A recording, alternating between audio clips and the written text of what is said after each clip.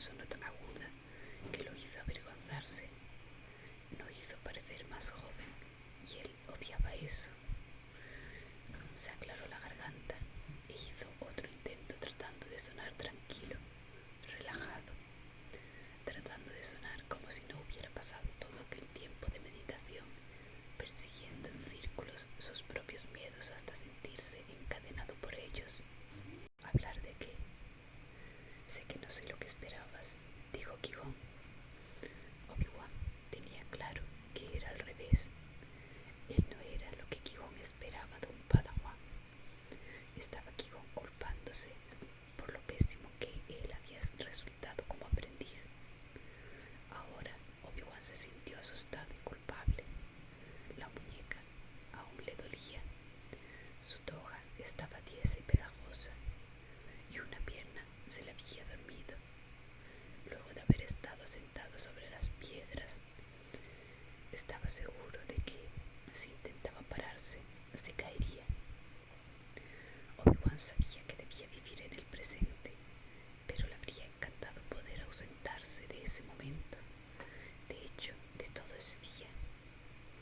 No, maestro Yo. El intercomunicador de Qui-Gon emitió un pitido.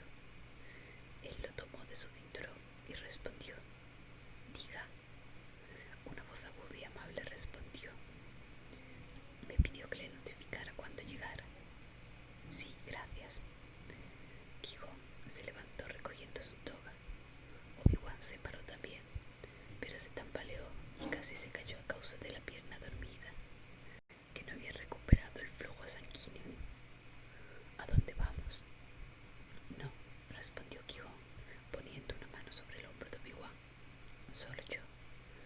¿Por qué no vas a que te revisten esa muñeca? También puedes cambiarte la toga. A Obi-Wan le dolió más el orgullo que lo que le dolía a la muñeca.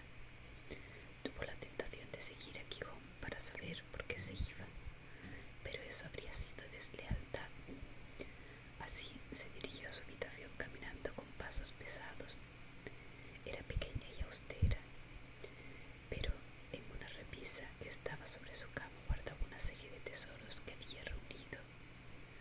Una roca proveniente de Ilum, una flor que Ciri le había acomodado de manera juguetona detrás de la oreja, una concha que Prie le había regalado y que tal vez perteneciera a una de esas criaturas indescriptiblemente aterradoras que le gustaban a ella, y una cuchara de su época de iniciado, que Boya había declarado como su favorita por alguna razón, por lo que todos jugaban a robarla.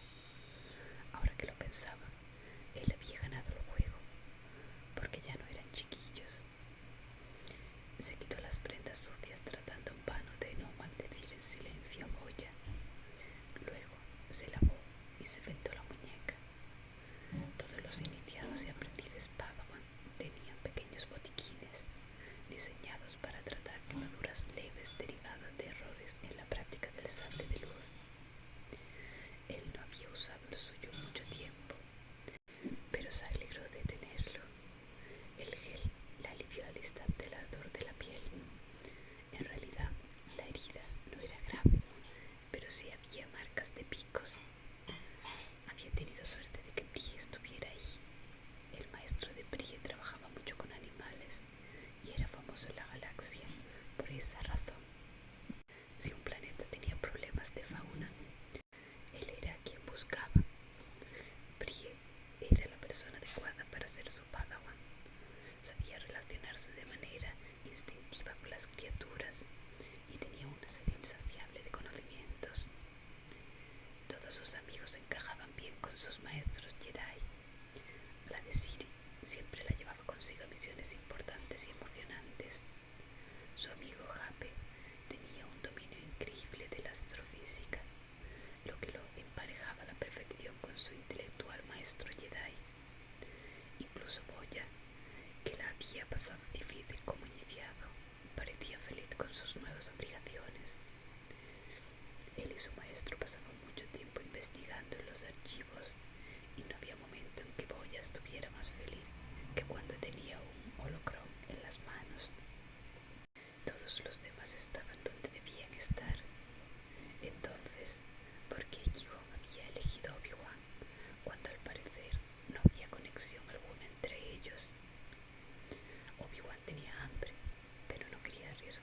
a regresar al comedor y encontrarse con Boya, o peor aún, con Siri, quien regresaría en cualquier momento de la última de sus arriesgadas misiones.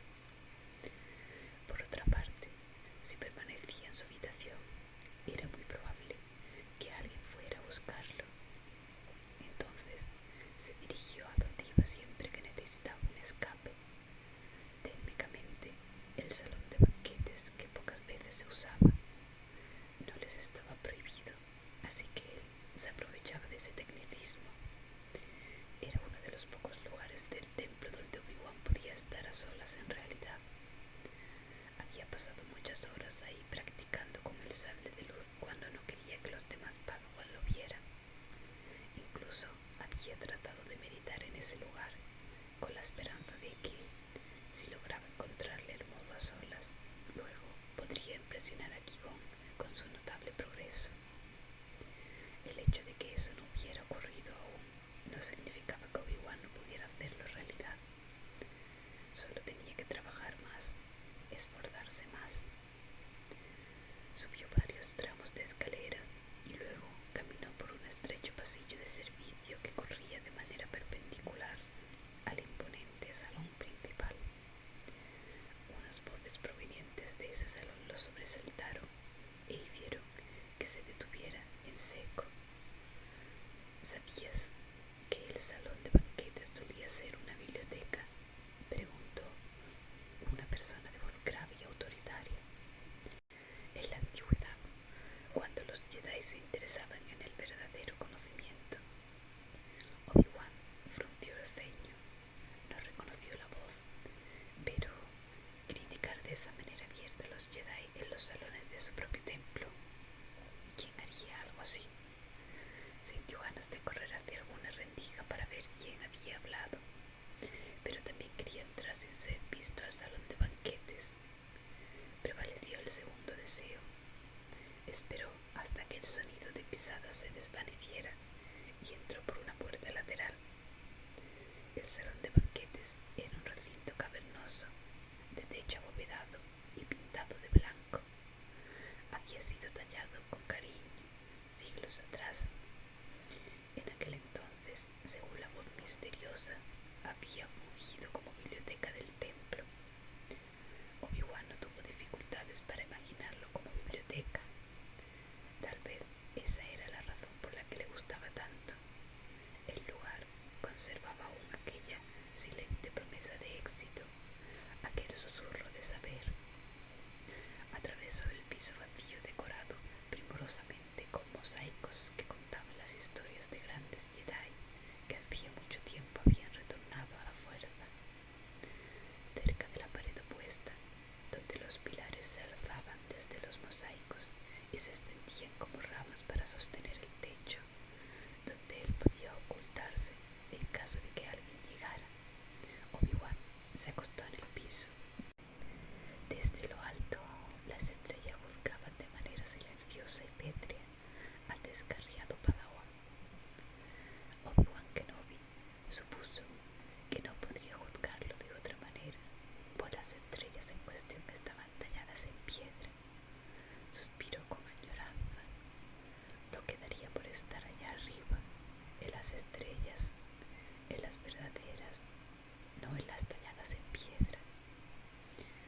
Y lo quedaría por estar él mismo tallado en piedra, porque su destino, su camino, a través de la fuerza, estuviera ya escrito. Que hubiera algo que pudiera estudiar, consultar, cotejar y seguir, como una carta de navegación personal, trazada a partir de sus propias estrellas. De este modo, siempre sabría qué hacer, pero sobre todo, sabría que era capaz de hacerlo, que no estaría decepcionando a nadie. La mirada tripulada del maestro Qui-Gon reapareció en su memoria y Obi-Wan ya no pudo mantenerse quieto. Su intención de practicar meditación se desinfló como un calamar demonio apaciguado. Entonces se levantó y empezó a caminar, siguiendo con la mirada la configuración de las estrellas. Siglos atrás, alguien se había tomado el trabajo de tallar en la pared esas estrellas y no otra.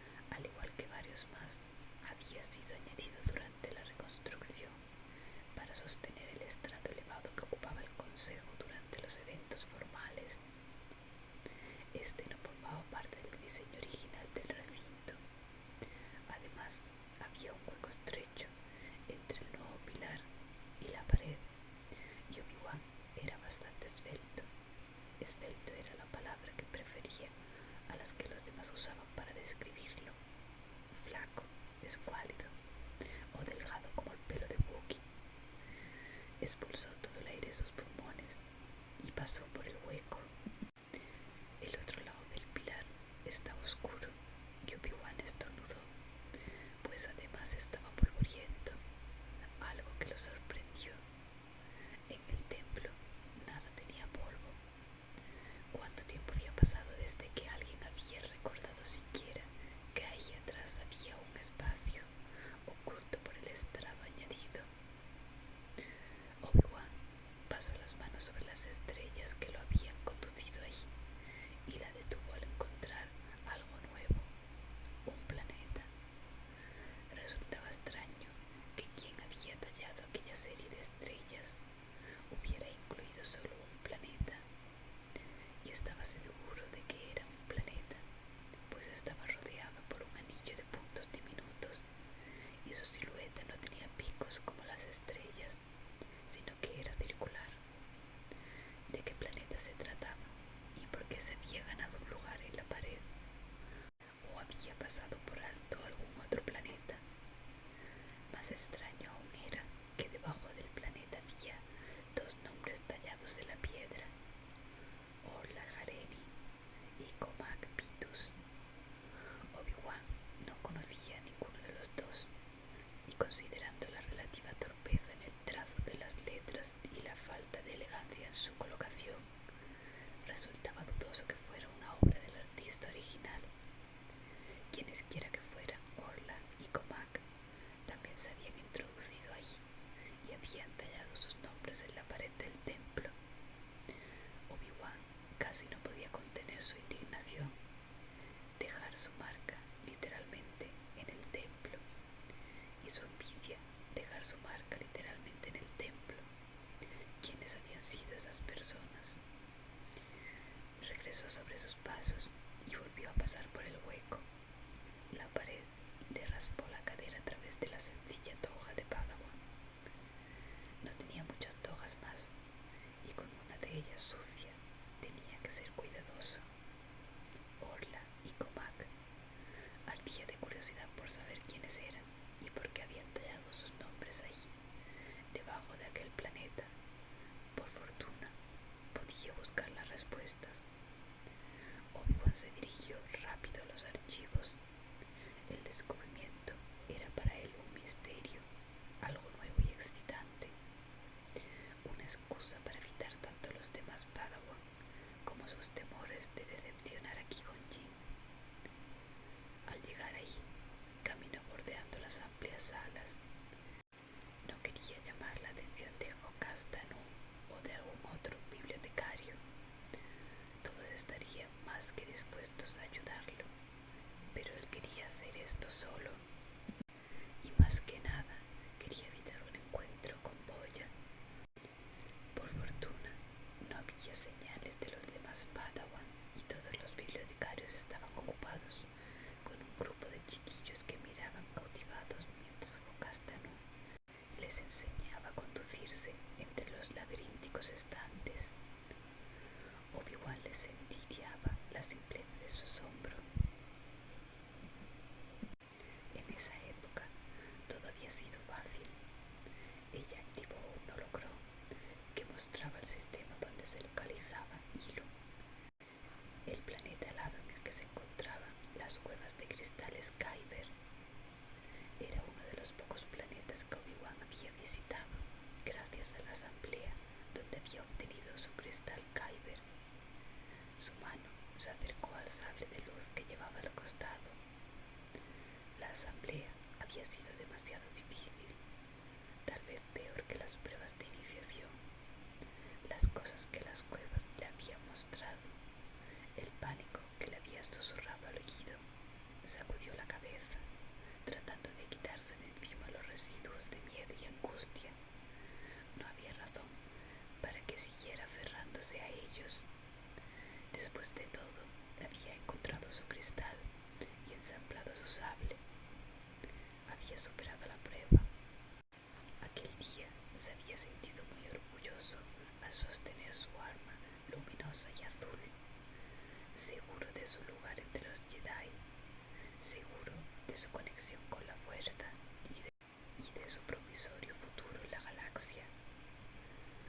se había ido esa conexión? ¿Por qué se había evaporado esa seguridad? ¿Por qué ahora que había logrado ser Padawan se sentía más insignificante y perdido que nunca antes? Hola, Jareni. Obi-Wan se acercó a una mesa e introdujo el nombre. Contuvo el aliento, esperando encontrar algún dato relacionado con ella. Los datos aparecieron y no eran desdeñables. Había sido una Jedi. Leyó por encima la información acerca de sus diversos encargos y misiones y de su participación en el gran desastre del hiperespacio. En particular, se sintió intrigado por su designación de Jedi disidente. Había aún Jedi disidentes en la Orden Jedi. Hasta donde él sabía, no estaba permitido. Su existencia parecía haberse basado en el desconocimiento de la autoridad del Consejo. Miembros de la Orden que operaban de manera independiente, sin supervisión ni tareas que cumplir. Si aún existieran Jedi disidentes, pensó Obi-Wan, Qui-Gon Jinn encajaría muy bien entre ellos. La información era más de la que podía digerir en una sola sentada. Una búsqueda rápida de Comac también resultó interesante, pero Obi-Wan no tardó mucho en volver a concentrarse en Orla.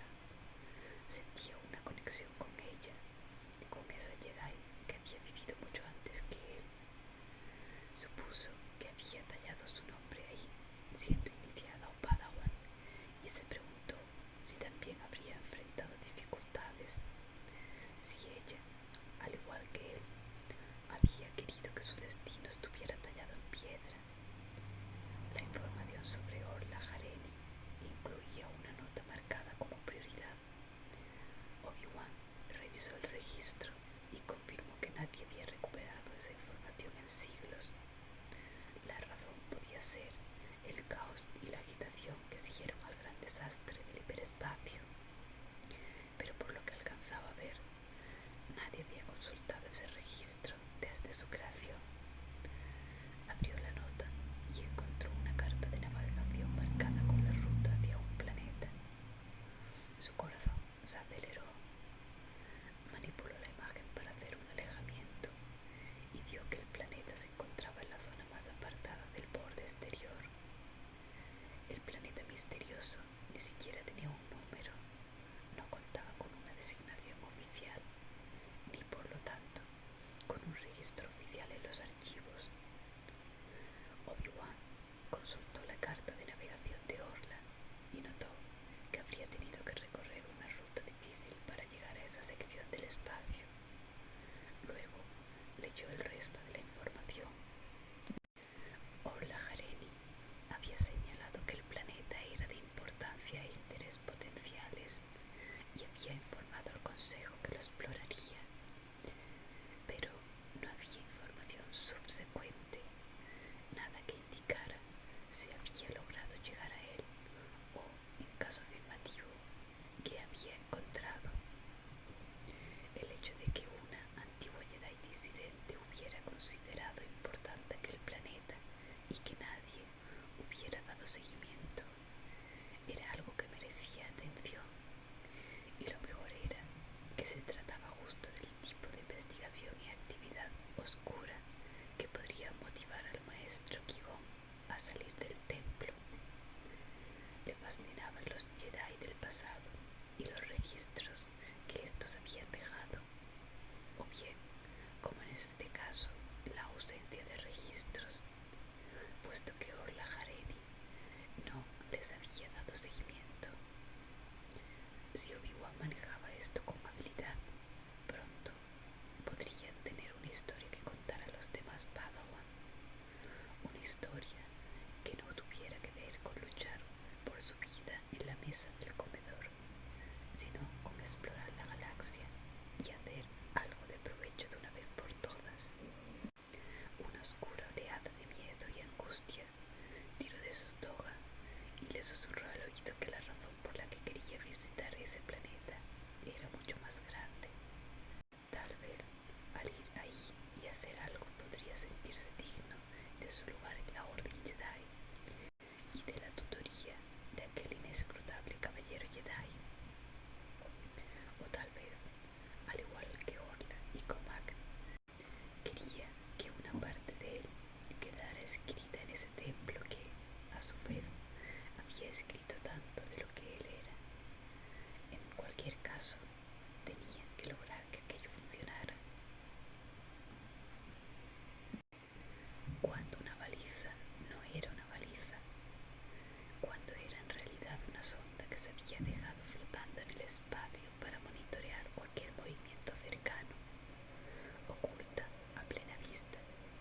esperando conseguir que alguien la llevara.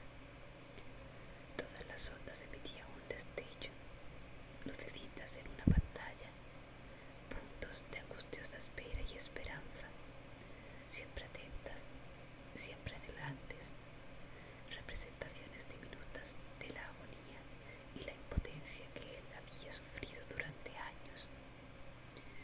Su patrocinador exigía resultados, amenazaba con cancelar el financiamiento, pero ¿qué importancia tenía esa amenaza? Ya una vez lo había perdido todo lo que le importaba, más de lo que podían los créditos importar jamás.